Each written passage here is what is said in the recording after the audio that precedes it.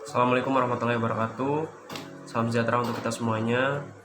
Kami dari kelompok 5 mata kuliah delik tertentu dalam KUHP akan mempresentasikan hasil analisis kami mengenai tindak pidana penganiayaan.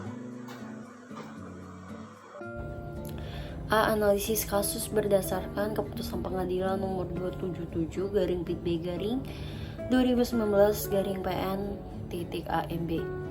Dalam kasus ini, terdakwa Jihan Romeon alias Porlan pada hari Minggu tanggal 24 Maret 2019 sekitar pukul 12:05 WIT atau setidak-tidaknya pada waktu lain pada bulan Maret 2019 berempat di Jalan Raya Tanjung Desa Talahulu, Kecamatan Salahutu, Kabupaten Malteng, atau setidaknya bertempat lain yang masih termasuk dalam daerah hukum Pengadilan Negeri Ambon yang berhak mengadili. Ia terdakwa dengan sengaja melakukan penganiayaan terhadap korban Dwi Dana Wisnu Murti alias Joko sehingga mengakibatkan luka berat. Putusan pengadilan mengadili terdakwa dengan 1. Menyatakan terdakwa Jan Romean alias Porlan terbukti secara sah dan meyakinkan bersalah melakukan tindak pidana penganiayaan sebagaimana diatur dalam dakwaan melanggar pasal 351 ayat 2 KUHP. Pasal 351 ayat 2 KUHP berbunyi, jika perbuatan itu menjadikan luka berat, si tersalah dihukum penjara selama-lamanya 5 tahun. Yang kedua, menjatuhkan pidana terhadap terdakwa Jihan Romean alias Porlan dengan pidana penjara selama 4 tahun dan 6 bulan dikurangi dengan masa penahanan yang telah dijalani oleh terdakwa dengan perintah terdakwa tetap ditahan. 3.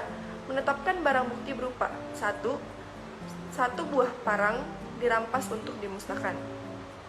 4. Membebankan kepada terdakwa membayar biaya perkara sebesar Rp2.000.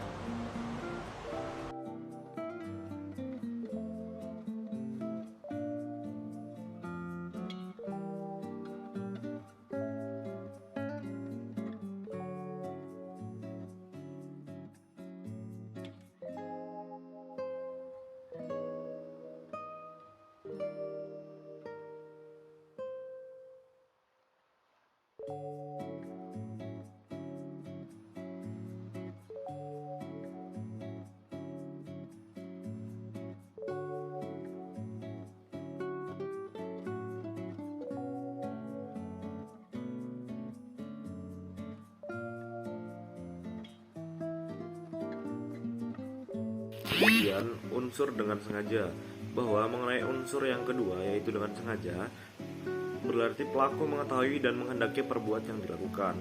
Menimbang bahwa yang dimaksud dengan sengaja menurut memori Van Vochart memberikan pengertian bahwa yang dimaksudkan dengan sengaja atau offset dalam artian harus menghendaki melakukan perbuatan dan juga harus mengerti dari akibat apa yang diperbuatnya. Adapun pengertian tentang dengan sengaja atau offset, maka majelis hakim berpendapat bahwa perbuatan dengan sengaja adalah suatu perbuatan yang dilakukan secara sadar dan harus dikehendaki serta harus dimengerti akibat dari perbuatan tersebut.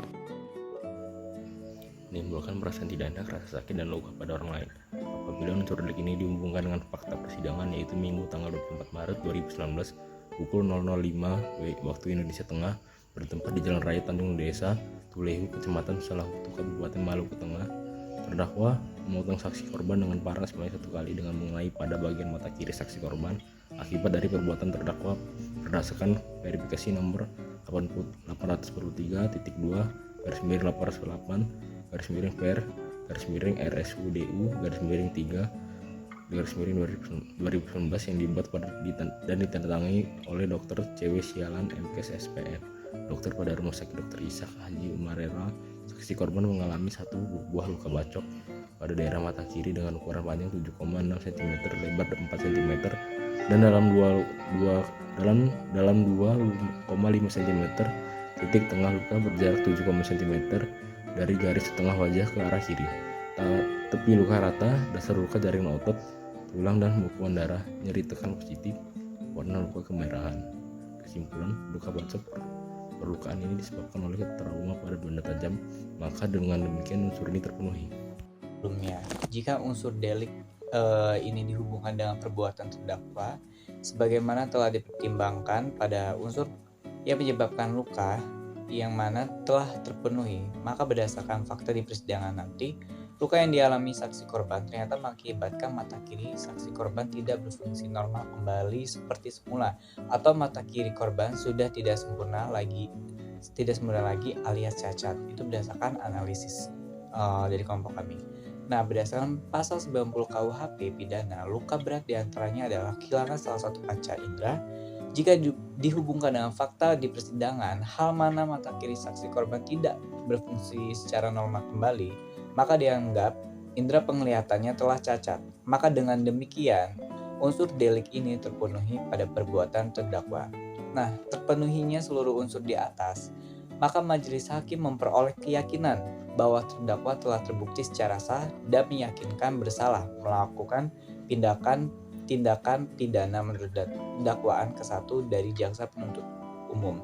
Yang mana yang pertama adalah menimbang bahwa dengan demikian terdakwa harus dinyatakan bersalah, dan oleh karena itu di persidangan tidak terdapat alasan-alasan pemaaf maupun penghapus pidana pada diri terdakwa, maka terdakwa haruslah dijatuhi hukuman yang setimpal dengan perbuatannya. C. Lanjutan, sebelum majelis hakim menjatuhkan pidana kepada terdakwa, maka untuk menjatuhkan pidana yang seadil-adilnya terlebih dahulu akan dipertimbangkan mengenai hal-hal yang memberatkan dan hal-hal yang meringankan bagi diri terdakwa. A. Hal-hal yang memberatkan, yang pertama sifat dari perbuatan itu sendiri. B. Hal-hal yang meringankan, yang pertama terdakwa bersikap sopan selama di persidangan. B. Terdakwa belum pernah dihukum sebelumnya. C. Terdakwa menyesali perbuatannya serta tidak akan melakukan perbuatan tersebut lagi. Terdakwa harus dinyatakan bersalah dan harus dipidana, maka masa penahanan yang telah dijalani oleh terdakwa harus dikurangkan dari pidana yang dijatuhkan, dan terdakwa harus tetap dalam tahanan, serta biaya dalam perkara ini dibebankan pada terdakwa untuk membayarnya. Mengingat pasal 351 ayat 2 KUHP, ketentuan-ketentuan KUHAP, serta ketentuan-ketentuan hukum lainnya yang bersangkutan dengan perkara ini.